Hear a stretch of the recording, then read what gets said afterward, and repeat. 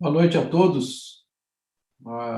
Obrigado por participarem do curso continuado da Associação Paulista de Medicina, do Departamento de Cirurgia de Cabeça e Pescoço. Nós estamos só aguardando a entrada do Dr. Emerson e do Dr. Roberto Takimoto, que acabou de entrar, para a gente começar a nossa reunião. A proposta hoje é uma apresentação de um caso pelo Dr. Marcelo Menezes e depois nós vamos discutir. Isso vai ficar aberto para discussão. Quem quiser fazer perguntas pode fazer, a gente vai controlando pelo chat. Eu e o Dr. Roberto Takimoto vamos ajudar nessa discussão. E depois o Dr. Emerson também vai apresentar um caso para discussão. Acho que, Marcelo, como já está eu e o Takimoto aqui, acho que a gente já pode começar. Já estamos 3 minutos atrasados do horário marcado. E aí, quando o Emerson entrar, ele apresenta o dele. Perfeito. Então, obrigado, boa noite a todos.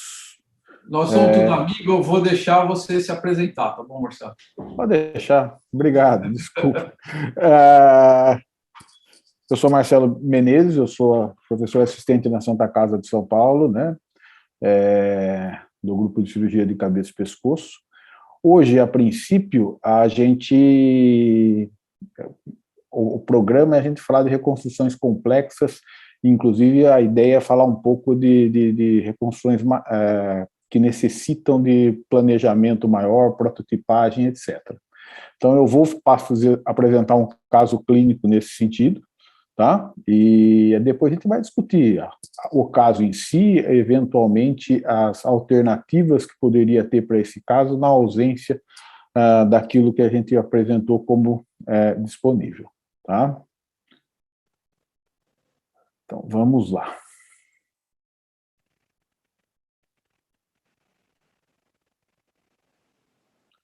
Bom, então o caso que eu vou... Também?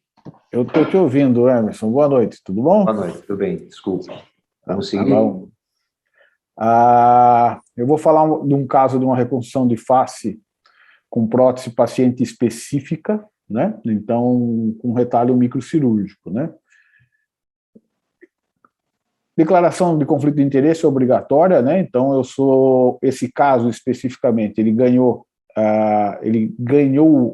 o planejamento e a prototipagem, né, específica, a prótese específica para essa doente, então a gente não pode deixar de agradecer àqueles que possibilitaram a sua realização, né?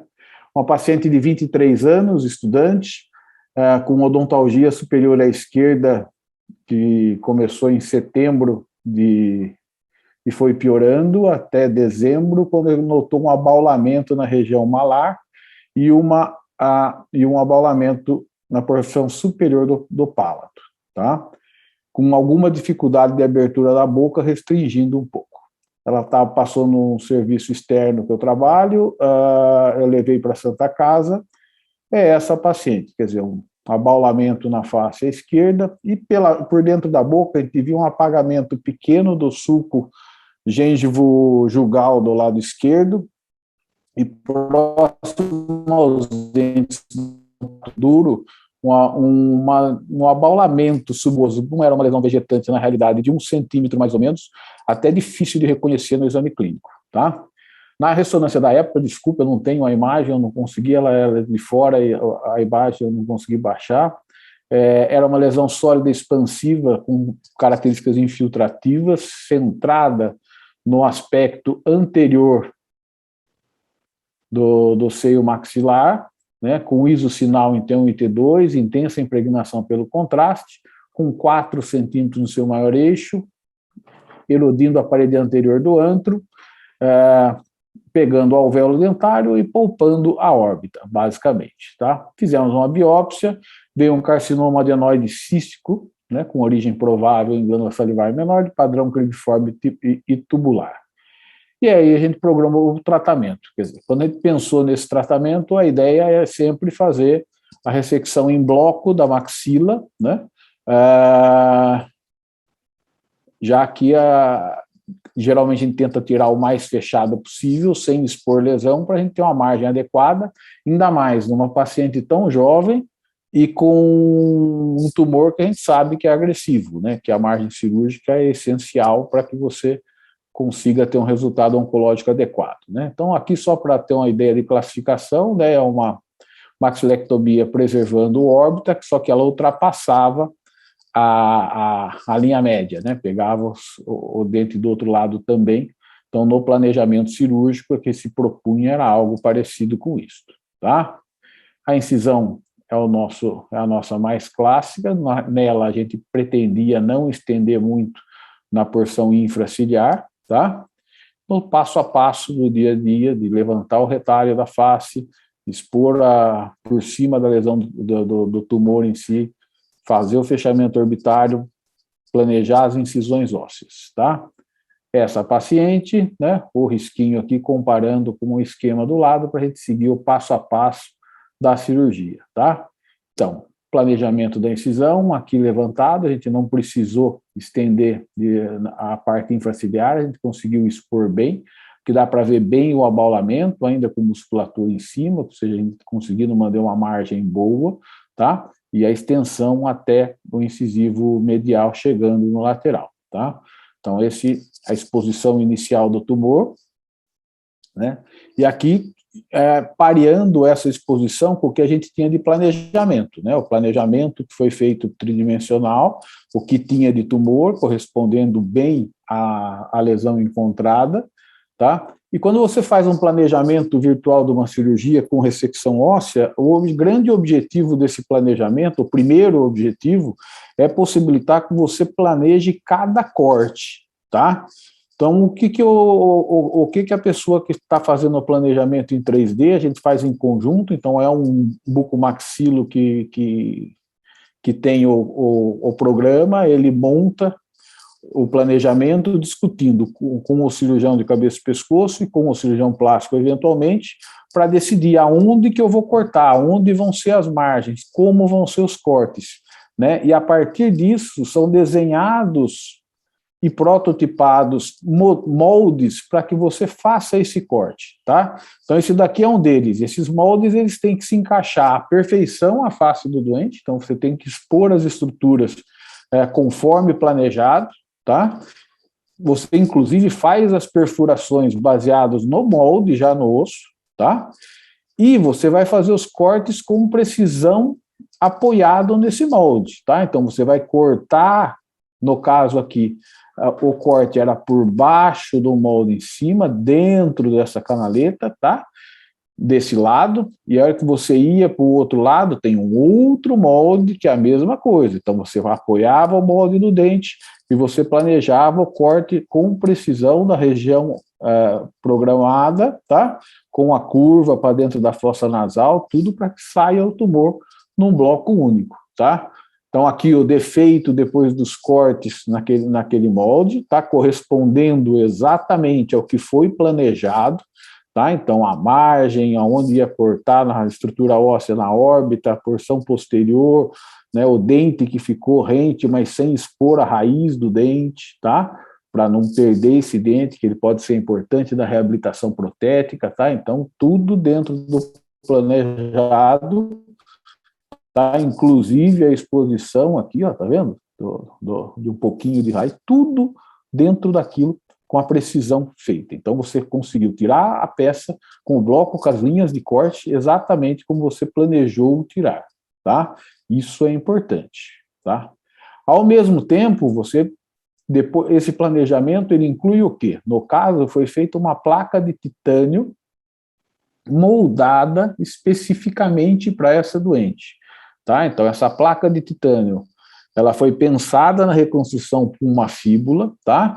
Então, ela já tem a forma da maxila da doente, com os furos que já foram programados e feitos naqueles moldes, tá?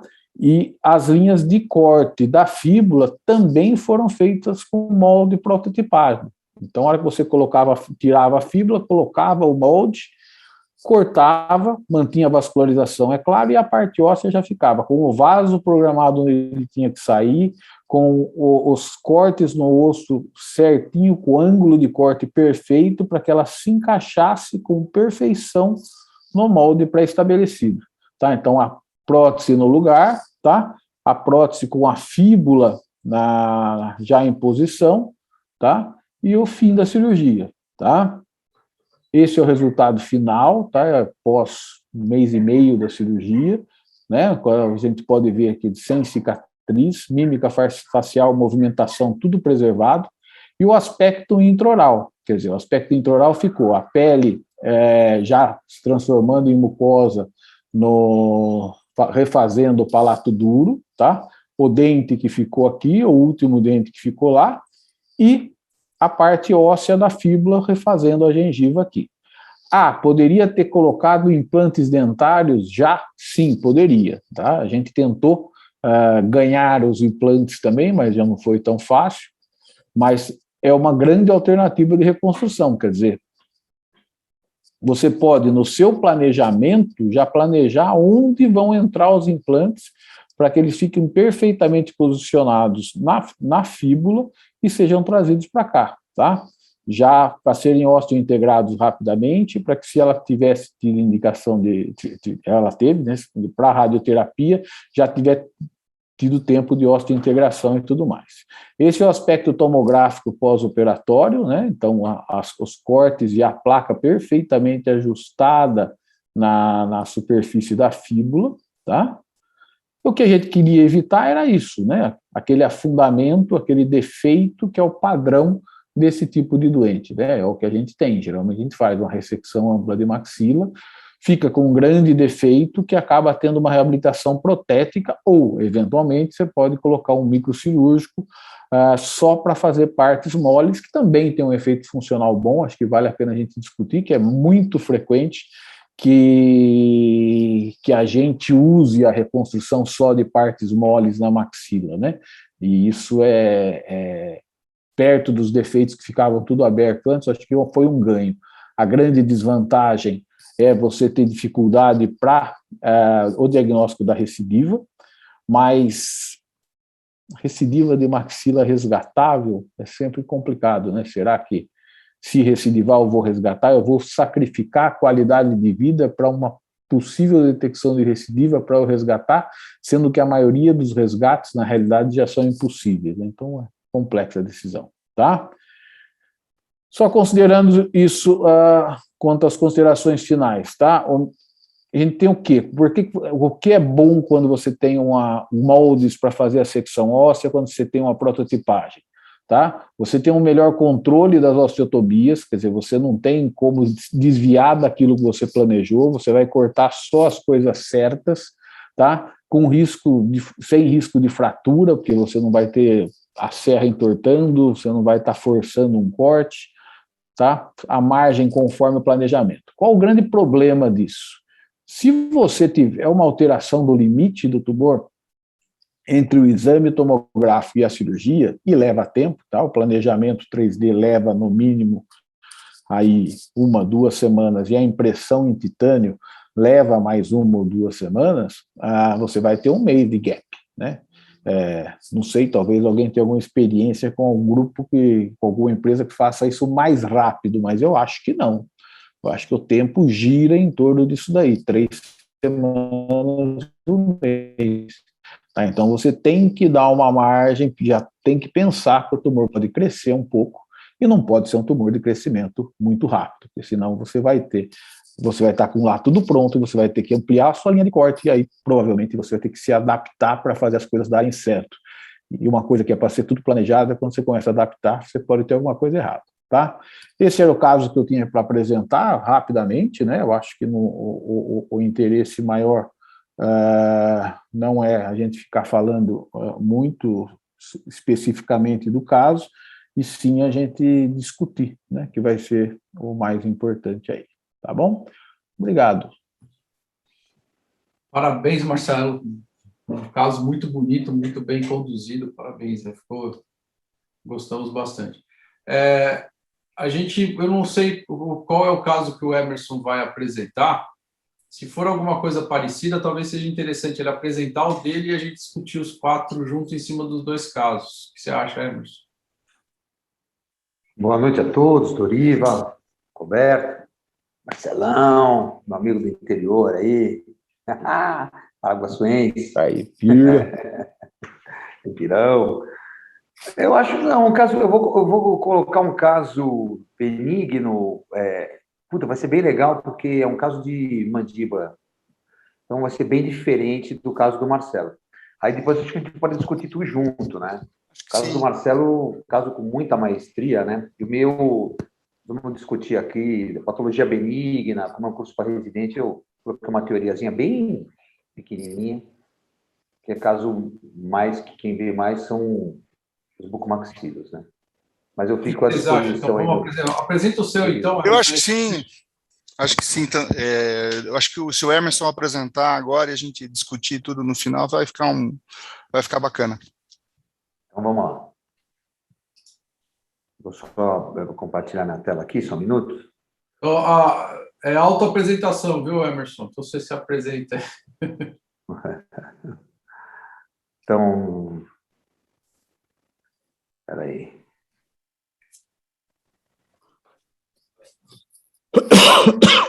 Se eu achar vocês aqui. Tá. Vamos lá? Bom, doutor, licença, não está aparecendo. Eu vou compartilhar agora. Ok.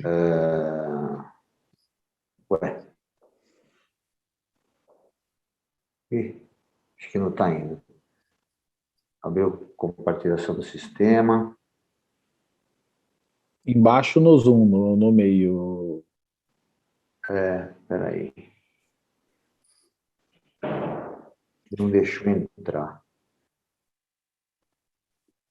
Compartilhar tela, né? Aqui não apareceu nada. Básico, arquivos. E depois compartilhar tela novamente. Tá bom, vamos lá. Abrir preferências do sistema. É dentro do Zoom, doutor. Eu estou dentro do Zoom e pediu para abrir preferências do sistema. Deixa eu ver. Você está com outras coisas abertas, Emerson? Talvez deixar só a apresentação aberta. Não, estou só na apresentação, deixa eu ver. Para continuar, reiniciando, encerre o Zoom. Deixa eu sair aqui e entrar de novo.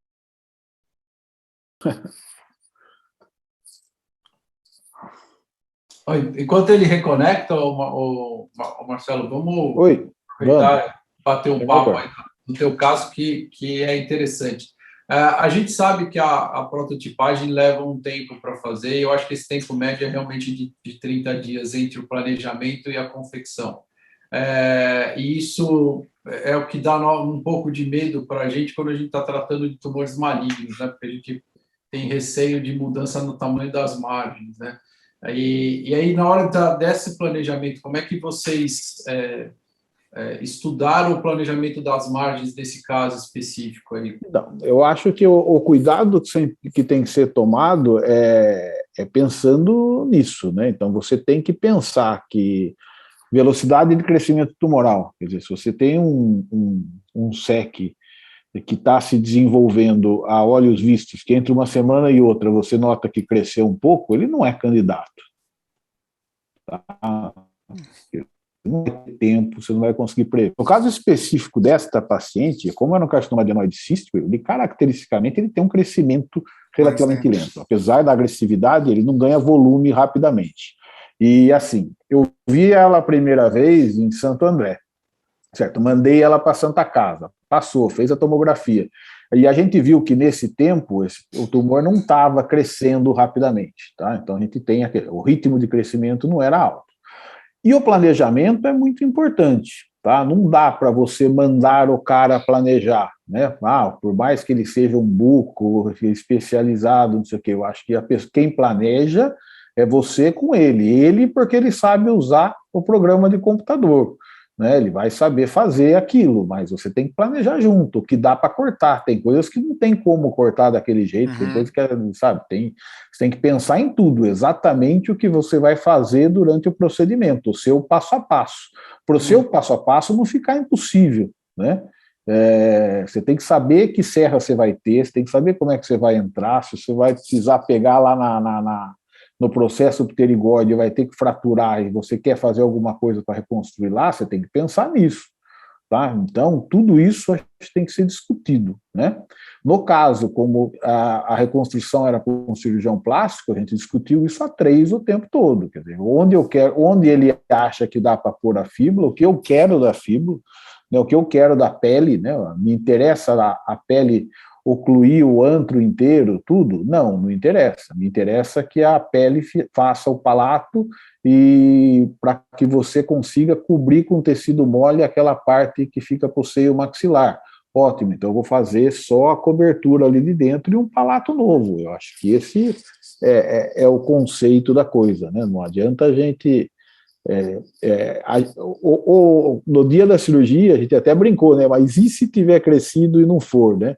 A conversa ele sempre puxa a prototipagem, a fixação da placa, não muito perto da sua margem, tá? Então, se você tiver que crescer meio centímetro, você consegue, tá? Mas não é o ideal, né? Então, a ideia, o que você não consegue fazer é esticar o titânio, né? Então, assim, o seu limite é o buraco que você fez. Então, se você, na programação, você tem que fazer hastes um pouquinho maiores, para que se você tiver que ir um pouquinho para lá, você consiga, mas não pode chegar no buraco, porque senão já era.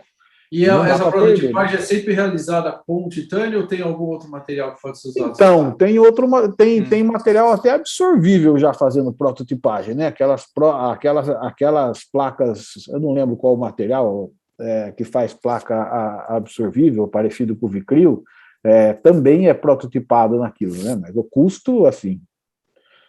Você tem uma ideia de custo, Marcelo? Eu acho que uma prototipagem em titânio hoje, de tipo essa da maxila, pagando o planejamento e pagando a impressão em titânio, aqui no Brasil, fazendo aqui, que até pouco tempo atrás, você tinha que mandar para fora, né? Você fazia o planejamento, ia fazer a prototipagem nos Estados Unidos e voltava o protótipo. Agora não, agora tem algumas empresas aqui fazendo elas mesmas, né? Então o custo caiu, não está mais naqueles 120, 130 mil que era para ir e voltar. Agora está girando em torno de 60, 70, é caro, né? Entendi. Não é uma coisa... Marcelo, você até um pouquinho respondeu a minha pergunta, mas o que eu ia te perguntar quanto que você estima que seja o limite, assim, na hora, se você precisar alterar isso em termos de tamanho, que é esse meio centímetro, 1 centímetro?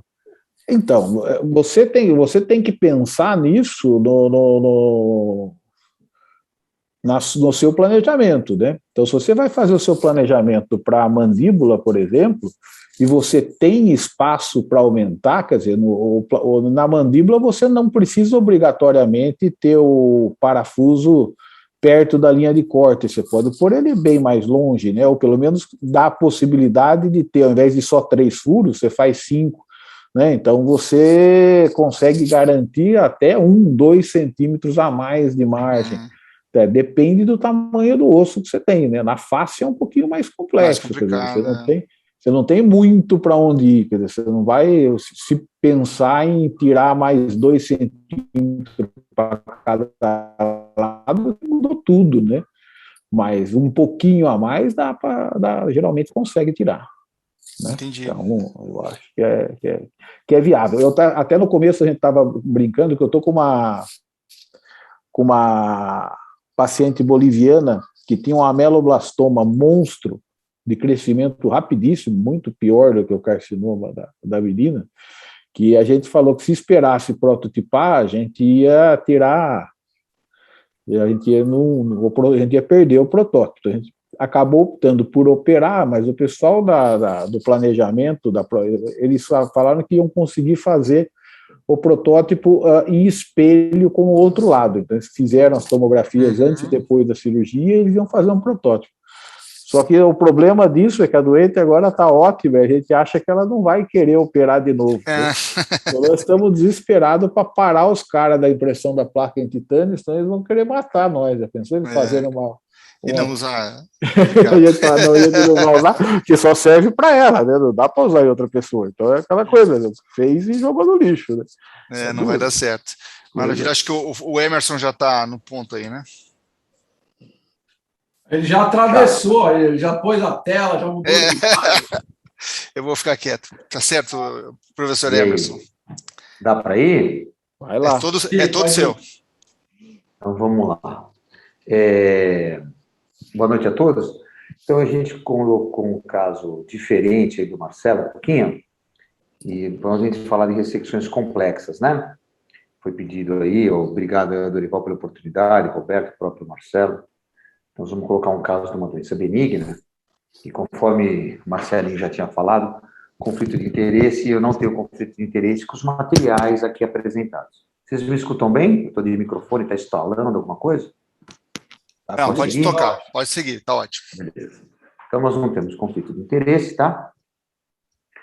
Para quem quiser, principalmente os residentes, a gente usa muito o Google Classroom, essa apresentação, tanto o PDF quanto os papers que a gente usou, está lá no Google Classroom. Se você tem uma conta Google, tendo uma conta Google, você vai digitar nossa senha aqui, ó,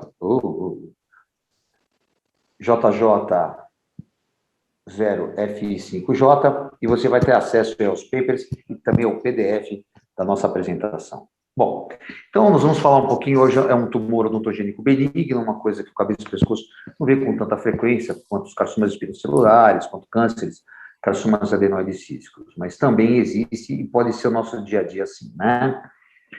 Quando a gente fala em tumor odontogênico, são tumores originados dos tecidos dos dentes ou dos tecidos envolvidos na odontogênese. Eles são divididos quanto à sua localização intraósseos, extraósseos e também tumores que invadem, por que não, muitas vezes a base do crânio. Esse caso aqui era bem próximo disso. Para quem não lembra, o dente, seus elementos, ele é formado pela coroa, pela raiz, tem o esmalte, a dentina, a própria gengiva, a polpa, o ligamento periodontal, muito importante, o cemento e o osso. Então, você estando nessa região do dente, você consegue aí trabalhar e, dependendo da localização da lesão, você vai ter tumores diferentes.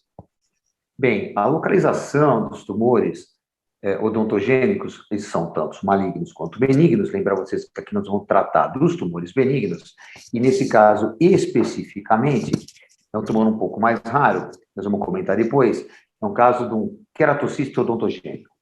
O queratocisto odontogênico é um tumor mais raro, mais difícil de ser observado.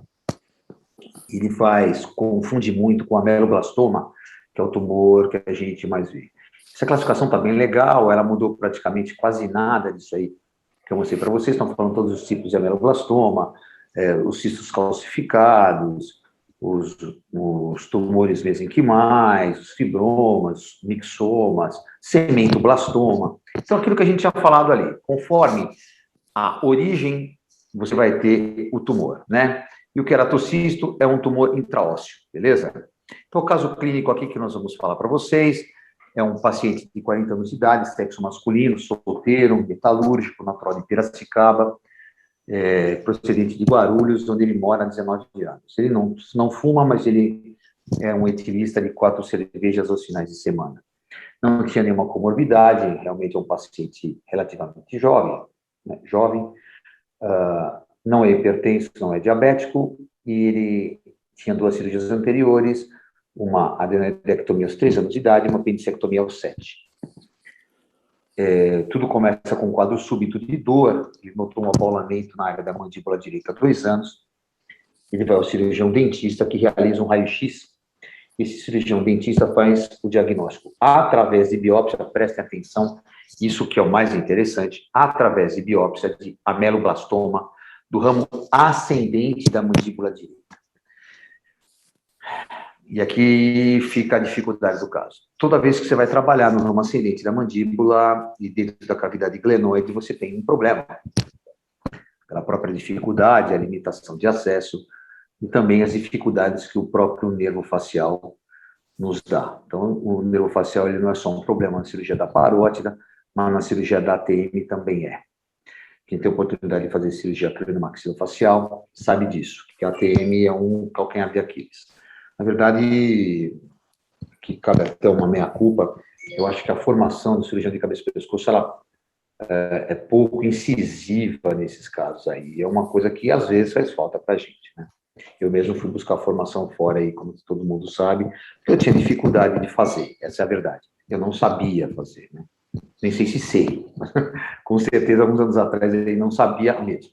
Bem, quando esse paciente chegou para a gente fez um exame clínico, foi feita uma tomografia, e aqui eu também peço desculpa, como o Marcelo falou, minha tomografia, e acho que foi o caso dele também, ficou na prototipagem, né? Eles não devolvem, infelizmente. Isso vai para a ANS, a ANS fica com o exame, tá? Também tinha um raio-x panorâmico da mandíbula que vai ajudar bastante, e a partir dessa análise toda, exame clínico, história, vocês viram a história, o médico esquece de tirar a história. História é importante, né? Para a gente saber profissão, tudo isso, e a necessidade da reconstrução. A gente faz a proposta terapêutica para o paciente. Lembrando que o exame clínico, o paciente, vocês vão ver algumas fotos, ele tinha um estado muito precário da cavidade bucal. Os dentes estavam em péssimo estado, apesar de ele ser bem jovem. Está aqui, então, a foto, que vocês estão vendo já do planejamento. Aqui já a área de ressecção, à direita, praticamente quase uma hemimandibulectomia, com retirada do côndilo, que é a grande vedete e dificuldade pelo posicionamento do disco articular, posicionamento da artéria maxilar interna, que está exatamente atrás, e também do ramo facial. E aqui uma foto bem parecida com quem seria o paciente mesmo. Esse paciente tem bem esse jeitinho aí. Então, a gente foi feito, analisamos, fizemos o exame radiológico, vimos a biópsia que nos foi dada, um ameloblastoma, e a nossa proposta era de uma ressecção de ameloblastoma do ramo ascendente da mandíbula. Raro, geralmente o ameloblastoma ele não está tanto no ramo ascendente. Sim, ele está mais no corpo mandibular, próximo ao ângulo, e também na maxila. O ramo ascendente não é uma sede comum dos ameloblastomas, ok? Isso gera uma desconfiança, mas sempre que eu tenho a biópsia, eu trabalho em cima da biópsia, que é o real, né? O real é o mais importante para nós. Então, a gente entrou para fazer um ameloblastoma de mandíbula. A gente fez, então, a proposta de uma mandibulectomia segmentar, reconstrução com placa de titânio, e a proposta, como o Marcelo, seria uma reconstrução microcirúrgica para a placa não ficar no vazio. Todo mundo sabe que uma placa de mandíbula, que é um osso que mexe demais, bem diferente da maxila, mexe muito. No vazio, você tem uma chance muito grande de extrusão da placa. Então, na verdade, a placa, ela extrui na mandíbula, a mandíbula mexe e ela está instável. Quando a gente contactou nosso amigo cirurgião, ele deu uma negativa, ele falou que não ia ser viável e não ia ficar tão bom um pequeno segmento somente para completar parte do ramo ascendente, já que o côndilo mandibular e seu colo, na verdade, a gente ia ter que reconstruir com a placa. Muito bem. Então, já tivemos a primeira negativa e a primeira dificuldade. Sem micro. Placa. Tá bom. Como ele falou. E aí, fomos para os orçamentos. Takimoto me perguntou aí, na discussão, quanto que custa. Eu posso falar depois, ao final, para vocês, se vocês quiserem os valores. Me causou bastante problema, mas eu vou explicar quanto que custava, quanto que ficou a negociação final e como que eu entrei na tratativa aí. Sei que o final foi feliz, tá, Takimoto?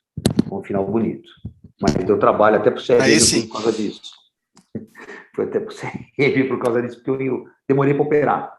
Eu estava esperando um orçamento mais em conta. Eu posso falar os preços depois para vocês, sem problema nenhum, porque não tenho conflito com nenhuma delas.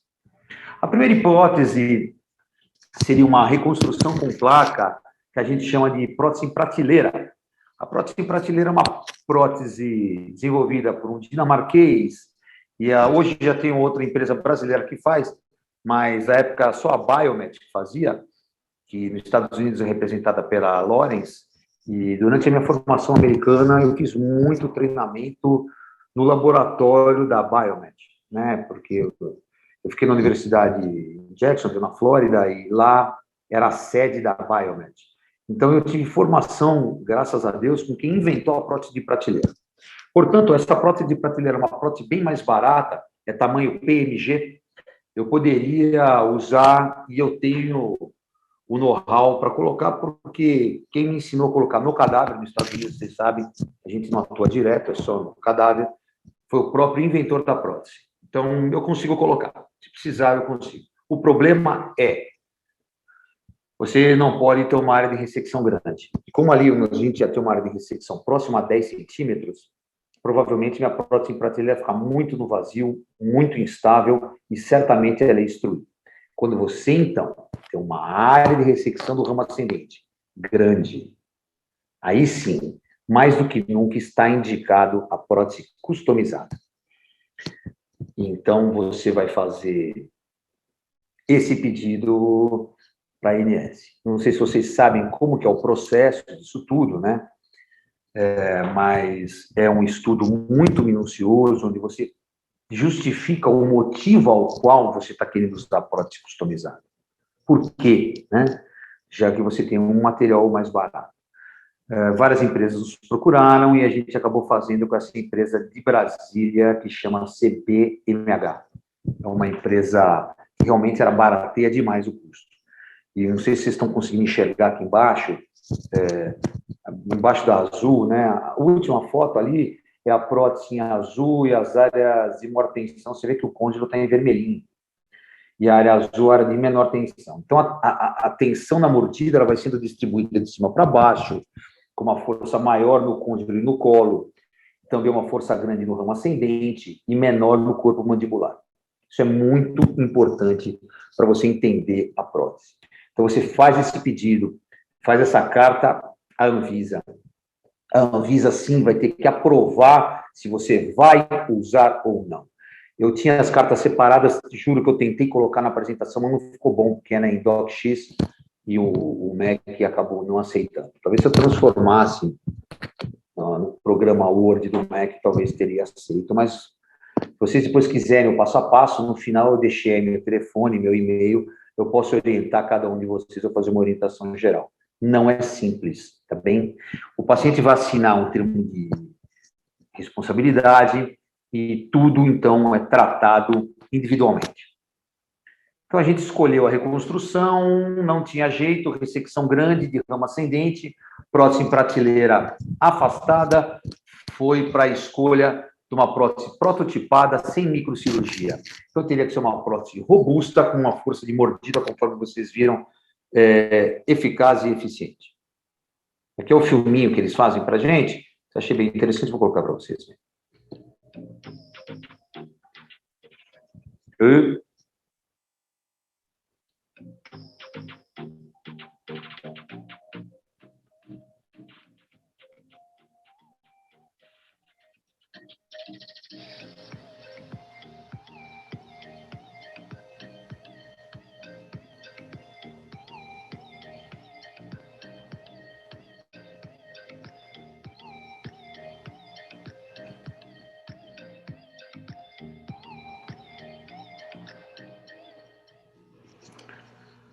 Bem interessante, vocês viram que aparece ali o jeito ao qual a gente coloca a marca, né, a máscara, e através da máscara plástica a gente faz os furos antes da ressecção, faz a ressecção, coloca a máscara plástica, perdão, faz os furos depois e a prótese entra com perfeição, tá certo?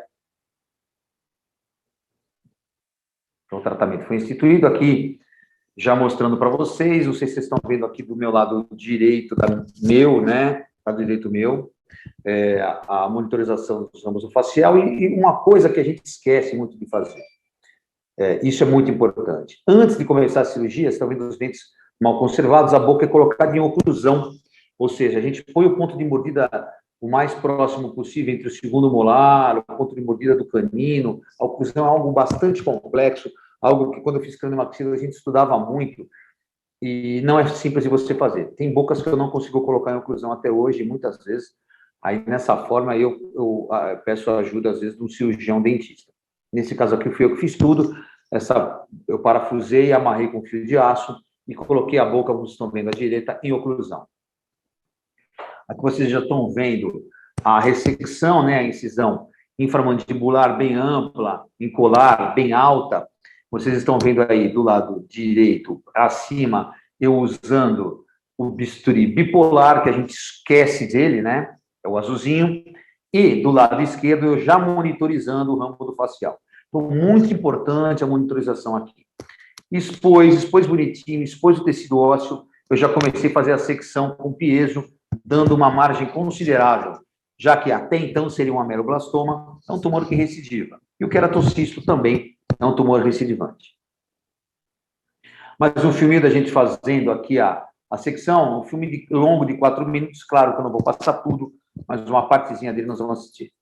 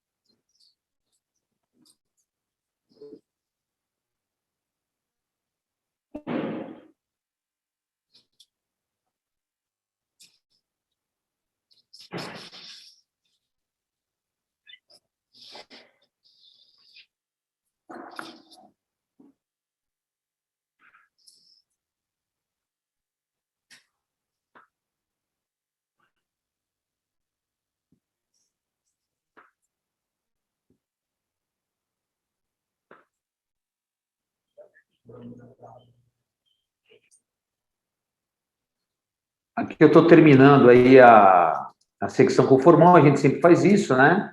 Você secciona e termina com o formão, tá? Para dar o retoque final ali. Já está feita a secção e percebe que eu, isolando o corpo mandibular, eu vim do corpo em direção ao côndilo.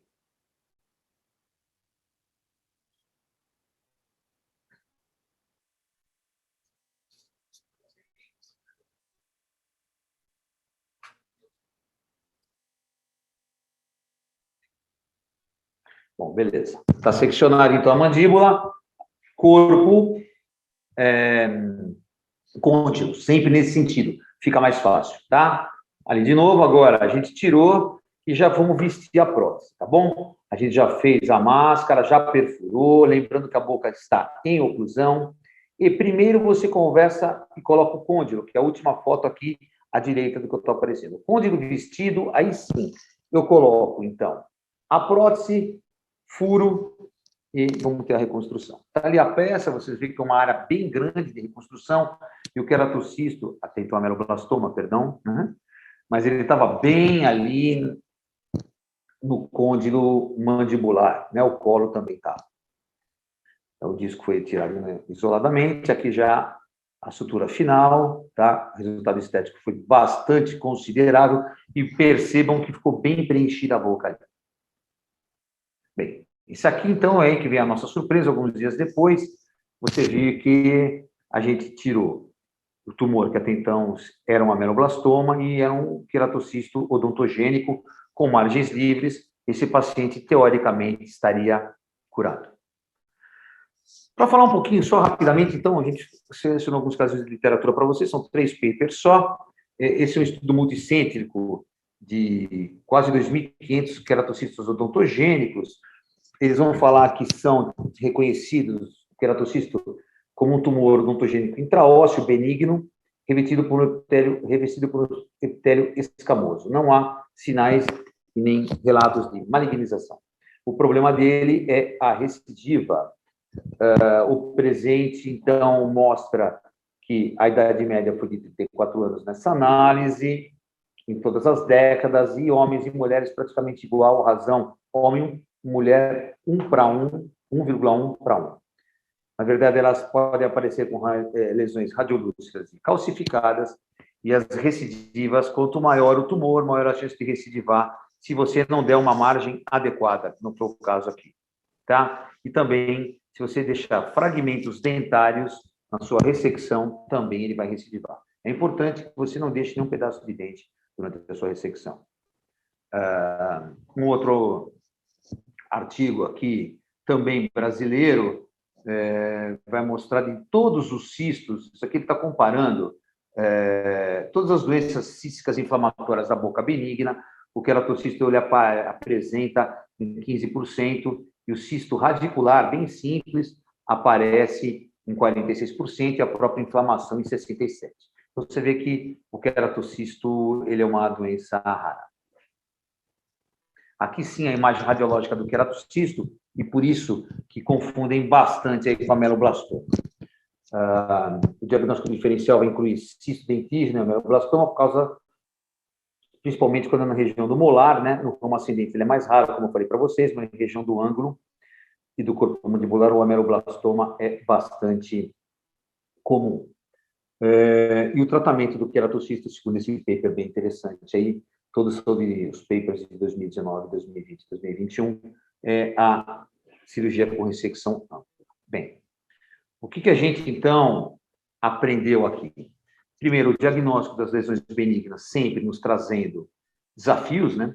Então, muitas vezes você acha que é alguma coisa e é outra. E, principalmente, a reconstrução. Esses detalhes da reconstrução são muito importantes. Lembrar que a gente não deve colocar placa no vazio é o principal, principalmente na mandíbula. Lembrar que quando você tem côndilo associado na ressecção é muito mais difícil, muito mais perigoso.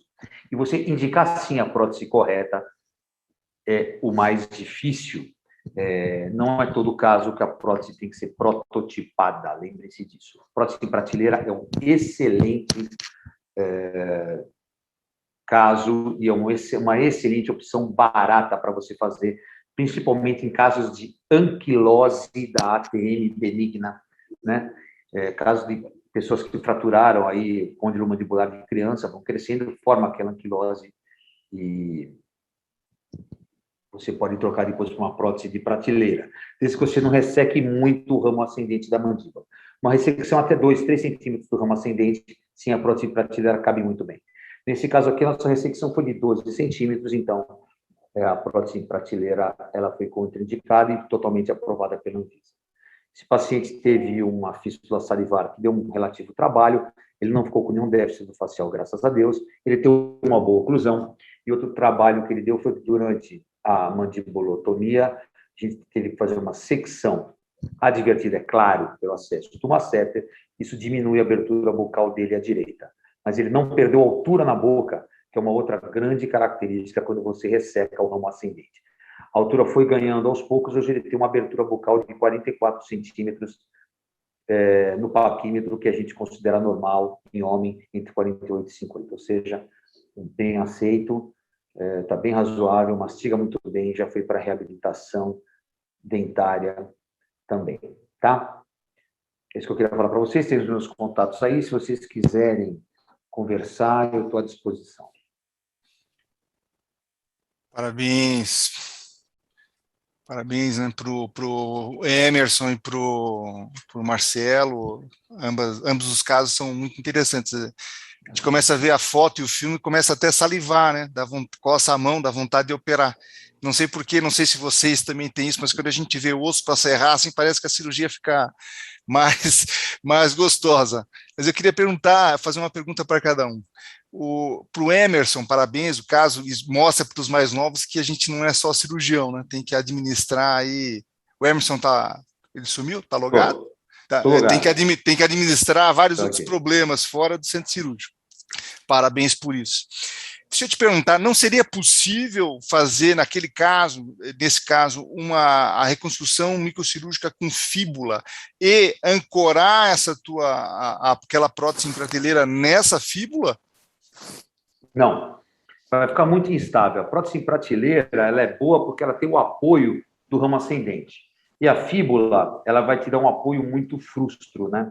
Porque ela é um osso diferente da mandíbula, é um osso que vai estar instável teoricamente.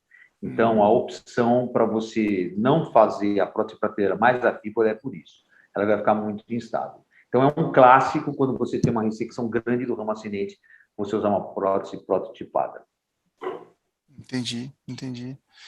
E o Marcelo, o comentário que você fez ali em relação à possibilidade de recidiva é perfeito. Eu sempre que vejo um caso desse, eu também fico pensando se um microcirúrgico em cima não vai esconder uma recidiva. Mas eu queria te perguntar, assim, bom, hoje que os exames de imagem melhoraram muito, né, a capacidade de resolução e até detectar precocemente aí uma recidiva, o que muda nesses casos para você em relação ao segmento? Você vai escolher um determinado tipo de ressonância, tomografia, baseado nisso, e com mais periodicidade de exame por causa do microcirúrgico que está ali em cima? O que muda no segmento para você? Então, eu acho que no começo você acaba tornando o exame de imagem um pouco mais frequente, né? Você geralmente faria o primeiro com 2 meses, acho que isso continua, né? E depois você faria a cada 6 de imagem, no nosso meio não muito rico. Você podia, eu acho que no começo você acaba abreviando isso, né? Você acaba fazendo a cada 3 meses uma tomografia para ver como é que está, para você poder comparar o fundo lá, se porventura não está recidivando, né? O grande medo dessa menina, por exemplo, era a invasão do infraorbitário e ela ter recidiva lá para dentro, né? Então a gente se preocupou em drilar o infraorbitário, tirar um macão dele para mandar para exame para ver se não tinha tumor nele, porque senão ele ia embora, né? Você perde uma margem aí. Então não tem muito. Tem que trabalhar isso com certeza. Mas hoje em dia, você deixar aquela maxila aberta, que é o que era o clássico, até pouquíssimo tempo atrás, é um pouco complicado, né?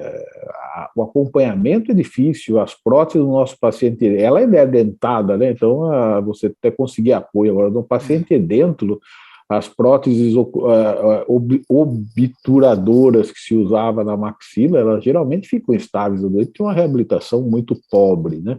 Você conseguir colocar um tecido mole lá, geralmente, mesmo só tecido mole, quando você põe só microcirúrgico ou faz um retalho de vizinhança, ultimamente acho que ele tem usado uma série de retalhos para reconstruir palato, né? Defeitos pequenos, o pessoal dá para usar a gente usa até bola de bichar pediculada, você usa para conseguir uma granulação ali e diminuir o buraco, faz retalhos de nasogeniano invertido para você jogar, porque deixar o buraco a gente vê como qualidade de vida pior. Então a gente tem tentado, na maior parte dos casos, evitar deixar amplo, né? E no caso específico desta menina, né, porque todo esse esforço, mas a gente era muito jovem, né? E a gente achou que era um caso bom para fazer uma reconstrução desse tipo. Ficou excelente. Eu só queria deixar para o Emerson uma coisa que eu acho que ele colocou no caso e que não ficou muito claro, né? A cavidade glenoide, geralmente você também põe uma placa lá, né? Você põe um apoio como anteparo ao titânio, né? Porque se você bota o titânio no osso da cavidade glenoide, a musculatura vai puxando e ele vai gastando para dentro, você perde oclusão, dor e é ruim. Eu vi que mostrou a peça, mas você não comentou, só para os mais jovens ficar claro que tem um apoio no osso. Se você bota até fíbula, viu, gente? Às vezes você faz fíbula e deixa solta, né? Quando você não tem como colocar côndilo, e você prende só na musculatura, você precisa tomar cuidado, porque se você deixar a fíbula encostada no osso lá, ela vai erodindo também, né? Então, nos nossos casos oncológicos, em que a gente não tem, consegue disponibilizar toda essa tecnologia com tanta frequência no nosso meio, às vezes você faz uma fíbula grande com ramo, só prende em tecidos moles, você tem que tomar cuidado para não comprimir ela contra o osso lá, você vai ter uma evolução ruim. É sempre uma condição sine qua non você nunca colocar prótese direto na cavidade glenoide. Você coloca, nesse caso, já vem a cavidade glenoide pronta, então você refaz a cavidade glenoide. Na hora que você tira, você usa uma lâmina chamada pata de elefante, né? Você deixa aquela cavidade glenoide reta, ela é curvinha, né? Você deixa aquilo reta, coloca o plástico, parafusa o plástico, e então sim o teu côndilo vai encaixar no plástico. Muito bem lembrado, Marcelo. Muito obrigado. Isso mesmo. Excelente apresentação, Emerson. Parabéns pelo caso também, muito bacana. Eu queria fazer uma pergunta para vocês. O quanto que a prótese, o material da prótese interfere no estudo radiológico pós-operatório? Principalmente em casos malignos, para segmento. Cada vez menos, né, Dorival? Você viu lá que a tomografia que eu mostrei do pós-operatório, você quase não vê o efeito radiolucente na tomografia. Na ressonância ainda influencia bastante. A ressonância, o eco fica maior, né? Você tem aquela sombra preta, você não enxerga nada, mas na tomografia você consegue acompanhar bem com o material de síntese. Eu acho que melhorou muito, né? Não é mais as placas AO de aço inoxidável que você não conseguia enxergar mais nada lá, né? Então, acho que isso melhorou muito. Os perfis melhoraram muito, né? As placas, apesar de manterem a mesma numeração, tudo, elas tendem a um perfil mais baixo, a ter cada vez elas atrapalham menos. Atrapalham sempre, né? Mas atrapalham cada vez menos, é a minha impressão. Não sei se o Emerson tem uma formação mais sólida no assunto reconstrução, tem alguma opinião diferente disso? Não, a opinião que eu tenho, eu corroboro você. Não atrapalha praticamente mais em nada, porque a prótese hoje ela é mais fina. Como o Marcelo falou, você pega a placa 2.0, placa 2.4, com perfil super baixinho, né, Marcelo? Você pegava umas placas 2.4 que você não conseguia nem pegar na mão, quanto mais entortar para você colocar na mandíbula. Então, e o material parece que está melhor também. Não sei se o titânio a liga está melhor, o material está mais leve e mais fino. Vou te falar que não atrapalha em nada. Ressonância a gente não pede, né? Nem dá para fazer, como você falou mesmo. Mas a tomografia, acho que vai muito bem, sim. Gostei bastante desse modelo de a gente ter apresentado os casos, eles acabam deixando a gente com mais entendimento de qual a função das próteses prototipadas e dessas opções de reconstrução que a gente tem em cabeça e pescoço, né? Com certeza, como o Marcelo falou, é uma evolução. Esse tipo de tumor que ele teve aí é clássico a gente arrancar a maxila, deixar aberto e colocar uma prótese obturadora. É o comum, né, da gente. Usual. Emerson, quanto tempo demorou para ficar pronta essa prótese que você fez? A prótese o assunto começou a fritar em 2017 e eu operei em 2019 por causa dos valores da prótese. Nossa! Mas em termos de... Foi até para o CRM por causa disso, o paciente falava que eu não queria operar ele. A prótese custava um apartamento no começo da conversa. Então, eu me liguei a colocar. Falei, qual apartamento? Porque tem apartamento... Um apartamento mais simplesinho. Essa prótese ela começou com R$390 mil. Aí, depois de muita negociata, caiu a 180, a Unimed fazia 180, eu achei que era um absurdo, né? E fui segurando. Até aparecer, essa empresa de Brasília não existia, essa prótese é para o Rio Grande do Sul. Uma empresa que fechou, faltando 2 meses para fazer a prótese dos 180, que é para 112, eu lembro até os valores. Aí foi porque eu tomei um processo no CRM e eu tinha que fazer. E o conselheiro gostou até, falou, não, você até que foi prudente, mas você não pode esperar tanto, né, porque o tumor está crescendo. E arquivou o caso, mas eu fui para o CRM por causa da demora. Aí, de 112, a empresa do Rio Grande do Sul foi fechada, por, sei lá, você não respeitava as regras na Anvisa. Aí foi obrigado a procurar outras opções e essa empresa estava aparecendo, essa PMH estava aparecendo em Brasília, essa prótese saiu por R$32 mil. Nossa. Prototipada. E a qualidade da prótese, você que tem experiência, Emerson, o que você achou? Maravilhosa, maravilhosa, maravilhosa. Eu só tenho problema de prótese, trauma, tudo, quando a gente entra dentro do olho, porque a placa ela tem que ser muito fina, senão o olho sobe com muita facilidade. Mas em mandíbula, maxila, vou falar para vocês que qualquer placa e parafuso tem um resultado muito parecido. Umas chaves são mais gastas e demora mais porque o parafuso cai na hora de você apertar. Em termos de... Nunca tive problema com nenhuma delas. E prótese em prateleira também, hoje já tem uma nacional muito boa. Essa prótese em prateleira que eu mostrei aí, americana, é um desbunde. Essa prótese custa R$8 mil, o lado, tá? Prateleira. Emerson, você deu uma dica prática ali muito interessante de parafuso, fixar, né, a mordida, para que uma das queixas comuns de um paciente pós reconstrução de mandíbula é perda da qualidade oclusal e ter que fazer algum tratamento até ortodôntico para repor isso. Mas numa cirurgia que vai mexer só na mandíbula, é possível fazer essa fixação, mas pensando num SEC, em que a gente vai ter que avançar para o soalho, não dá para deixar a mordida parafusada, porque você precisa abrir a boca. Você tem alguma outra dica prática para que a gente não tenha essa perda oclusal? Fala, Dorival. Antes da resposta do Emerson, eu fiz um curso há uns anos atrás de síntese e osteossíntese de traumas de face. E esse curso foi dado por um bucomaxilo, um dentista, um bucomaxilo, e ele forçou no curso o conceito de preparar a oclusão, que nós, cabeça e pescoço, não temos. Nós não aprendemos isso, nós não temos esse conceito, a gente tem o conceito de arrancar tudo e reconstruir do jeito que deu. E eu aprendi exatamente como ele fez, fixando os parafusos na mandíbula e na maxila e colocando o fio, né, de fio de aço. E você não precisa manter, aí o Emerson me corrige, você não precisa manter a fixação durante a ressecção. Você deixa ela como um apoio, e aí depois que você tira, na hora de recolocar, você só usa ela como um guia de colocação. Mas o que eu quis colocar é isso, esse sentimento de que nós, cirurgiões de cabeça e pescoço, não temos esse treinamento, não temos esse conceito de manter a oclusão antes de fazer a ressecção. Oclusão é algo muito difícil, tá? Eu sou casado com uma dentista.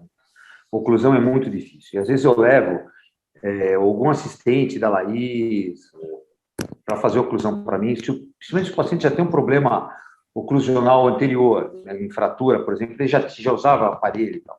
Então, a oclusão é muito difícil. Tem que estudar. Você tem que estudar a oclusão e entender, né, os pontos de toque, que eles são bem variados, conforme o vergete do dente, várias coisas, posicionamento anterior e posterior. Mas o Roberto me perguntou como que eu faria a oclusão ali, se fosse tirar, pelo menos um lado. O lado seu que você faz. Eu sempre uso, no mínimo, 6 parafusos. Aí eu usei 4, porque não dava para usar 6, primeiro que você economiza. Se bem que um parafuso de oclusão hoje, ele custa 200 pau. É bem mais barato. Mas eu não usei os 6 porque eu ia ressecar quando ia precisar colocar, então eu usei só 4. 2 e 2. Já dá uma boa oclusão. Outro detalhe muito importante que o Dorival falou. Isso que o Dorival falou, se eu soltar essa fixação, e eu voltar depois dessa fixação, ela fica perfeita também? Porque eu fico imaginando que depois que você solta, se não vai voltar na mesma posição, talvez. Vai voltar.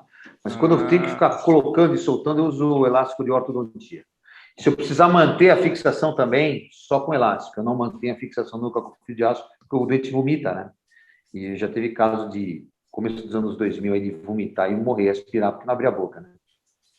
Então, com o elástico, ele põe o dedo e arranca. Só que é uma fixação não tão firme. Aqui que eu preciso de uma fixação firme, você vê que eu usei o fio de aço, né? Se eu tiver que cortar o fio de aço e colocar de novo, dá trabalho. Se eu ficar soltando muito, por exemplo, soltar uma vez e fixar de novo, ok, fio de aço. E o fio de aço fixa bem, firma bem, é legal. Mas se eu tiver que fazer isso 2, 3, 4, 5 vezes, eu passo com elástico de óleo. Eu só passo a tesoura corta e prendo de novo. Aquele bracket aí prende com o elástico, é isso? Não, é o elástico do bracket. É redondinho. Tem vários tamanhos. Prende no parafuso de oclusão mesmo. Você não vai ter um bracket. Mas é o mesmo elástico. Não é uma fixação tão boa, Marcelo, mas é prática. Sim. Fixação boa mesmo com fio de aço, que nem essa foto aí. Essa é boa. Eu queria que os nossos ouvintes, os nossos alunos, residentes, colegas que estão assistindo, participassem, aí, então, aproveitassem e fizessem perguntas, porque até agora ninguém perguntou nada. E eu queria também aproveitar e agradecer, porque nós 4, é a primeira vez que nós estamos aparecendo os 4 na tela juntos, e nós somos os representantes do Departamento de Cabeça e Pescoço dentro da Associação Paulista de Medicina, que é um braço da nossa Sociedade de Cirurgia de Cabeça e Pescoço. Então, pela primeira vez, nós somos 4 juntos, e então eu queria aproveitar esse momento, né, agradecer. Comemorar. Comemorar. E nos apresentar, e nos apresentar para todo mundo como sendo a diretoria do Departamento de Cabeça e Pescoço da PM. É isso aí. Ninguém pergunta nada. Está aberto para perguntas? Eu não Está aberto no bate-papo, no chat, mas ninguém está perguntando. Fica à vontade, tem bastante gente, né? 62 participantes. Para manter a relação da mandíbula, a gente sempre usa uns truquezinhos, né? A gente não vai ter o cuidado do dentista do bucomaxila a maior parte das vezes, né? Na nossa realidade de dia a dia, Suzão, raramente o doente tem dente, né? Então aí a relação perde, a oclusão perde um pouco a importância. Apesar de que, idealmente, né, há quem diga que em alguns casos era bom botar a dentadura, fazer a oclusão com a dentadura lá para você manter ele de volta. Mas no nosso dia a dia de SUS a gente não consegue fazer isso, porque a gente não tem geralmente tanto material para fazer a reconstrução, né? Mas sempre que você vai cortar a mandíbula, se ela vai voltar, você vai fazer um acesso, hoje em dia os acessos transmandibulares estão cada vez menos utilizados, mas na eventualidade de você utilizar, você tem que lembrar sempre de fazer a furação antes. Né? Você marca onde você vai cortar, fura, posiciona a placa, tira, corta, você pôr no mesmo lugar, para você tentar manter uma oclusão. Se você estiver fora da oclusão, fora da amarria, mesmo com a placa furada, você não vai colocar no lugar que você furou a primeira vez. Então, isso aí que você falou da dentadura é muito importante. Quando acontece isso, às vezes, é que no SUS a gente não tem nem tempo de fazer e não tem o parafuso, que você falou. Mas, por exemplo, você vai fazer fora, a gente começa a cirurgia com luvinha de procedimento, dentadura, parafusa, aí tira a dentadura e deixa parafusado. A gente faz logo depois da indução. Tá? Uma coisa interessante que vocês comentaram meio en passant, que não é uma realidade nossa, é a serra piezoelétrica, né? Ela, para o corte, ela é muito mais precisa, às vezes um pouco mais demorada, dependendo da espessura do osso, né? Tem que ter um pouco de paciência, mas para quem usa a serra de Gigli e depois vai para a serra piezoelétrica, tem uma linha de cortes muito melhor, né? Então, se você vai usar a serra de Gigli, você não consegue nem controlar a furação. Mesmo você fazendo a oclusão do doente, antes você não vai voltar, porque o seu gap vai ficar tão grande que se você tentar voltar, você vai precisar botar um enxerto naquele lugar, porque vai ficar um gap de 2 a 3 milímetros na serra de Gigli, que não solidifica, vai fazer pseudoartrose e vai fraturar a placa. Tá? Então, esse é o muito inteligente. É o futuro desse doente. Tá? Então... Se você usar uma broca de corte 701, 703, é a mesma coisa. Você vai gastar tanto que você vai formar um gap de mais de 1,5 centímetro. Às vezes até maior do que com a serra de Giga. Mas era a realidade. Quando eu fazia residência, a gente fazia mandibulotomia mediana com serra de Giga. Todos nós. Todos nós. Mas, não, assim, vocês são mais novos que eu. Quem nunca?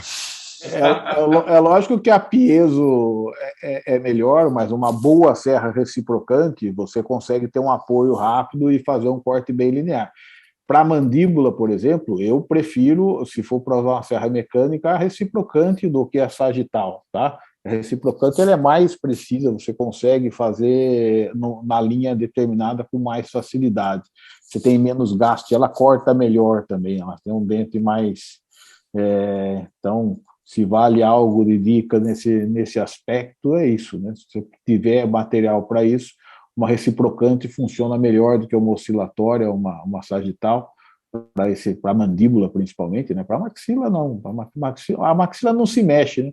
Agora eu vou dar uma de velho mesmo, né? Como diria o Chagas, né? Maxila, se não tiver placa, você fixa com fio de nylon que fica, ela não se mexe, né? Lógico que o conceito não é esse, é melhor você ter uma mini placa e você fazer uma fixação adequada, mas é muito menos, é muito mais estável, mais tranquilo do que fazer uma fixação na mandíbula. É muita carga na mandíbula, né? Mandíbula, a placa de titânio não substitui ossos porque ela quebra, é simples assim, ela não aguenta. Depois de 1, 2 anos de estresse, se o paciente tiver dente, se o paciente for banguela, ela já quebra. Se o paciente tiver dente ainda, o dia que ele botar um amendoinzinho lá, certo? É uma placa que você vai ter que tirar. E tirar a placa, às vezes, não é uma brincadeira muito divertida. Agradável, nada agradável. Lembrar que a mandíbula tem 3 forças, né? A força, principalmente no meio, por isso que a gente não faz mandibulotomia mediana, nunca fizemos, né? A gente aprendia que não, ninguém sabia, para mim, ninguém falava por quê. Só falava que eu não podia cortar o meio, sempre para a mediana. Porque o meio nós temos 3 forças. A força anterior-posterior, lateral e na frente ela torce, né? Como a Marcela falou. A sua chance de quebrar, quanto mais no meio, é maior. Nós finalmente conseguimos uma pergunta. O Luiz Pereira mandou um abraço para todos aqui e pediu sugestão, marca, modelo de serra reciprocante que nós utilizamos. Aqui eu tem, respondo que aqui tem. O que o convênio aprovou. Né? Eu me ligo muito pouco em marcas, tá? Então, sinceramente, como o Emerson disse, o que tem disponível hoje de material, eu tenho muito pouca crítica à marca do material. Às vezes eu tenho crítica à representação da marca que te leva ao equipamento de apoio ruim. Né? Raramente o parafuso é ruim, o que é ruim é a chave de fenda que o cara deu para você parafusar.